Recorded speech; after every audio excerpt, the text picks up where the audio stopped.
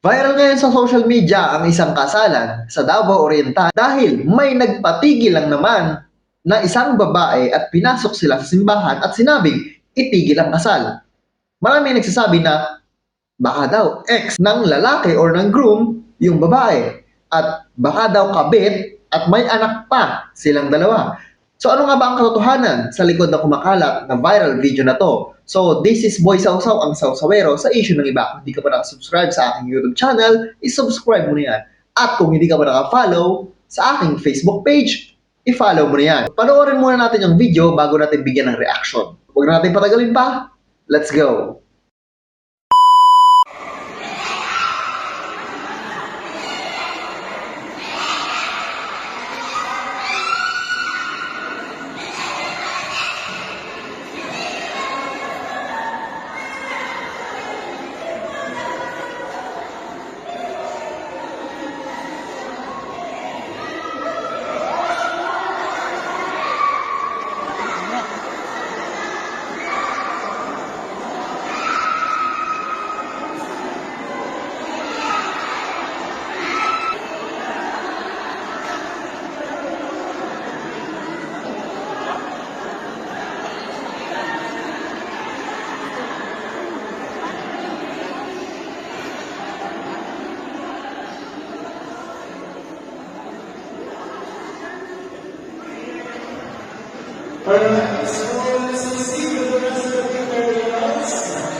So yun, natapos na natin ang video at napanood natin yung buong video. So sino nga ba yung babae na nagsabi na itigil ang kasal? Ex nga ba ng groom? Karelasyon nga ba ng groom? Or baka naman may anak silang dalawa? Okay, ayon po sa aking research, ang babae po na nagpatigil ng kasal sa kanilang dalawa ay hindi po talaga nila kakilala. Ganito po ang kwento niyan.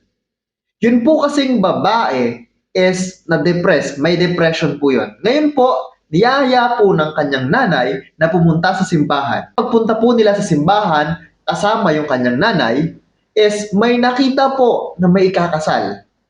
So, dahil akala nung nanay is misa lang, ang hindi lang nila alam is kasal na pala yun.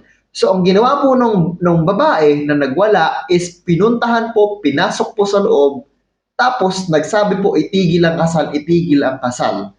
So, dahil nga depressed, so masasabi natin na hindi matino yung pag-iisip ng girl, kaya po nagawa yon. Wala pong katotohanan sa kumakalat na video na yun po ay kabit, ex ni Mr. or ex ni groom. So malinaw na po sa atin yung kumakalat na video. So sana po spread the love na lang, wag na po tayo makichismis at chismis pa dito. So yun lang for today's video. This is Boy Sausaw, ang Sausawero sa issue ng iba. Thank you for watching.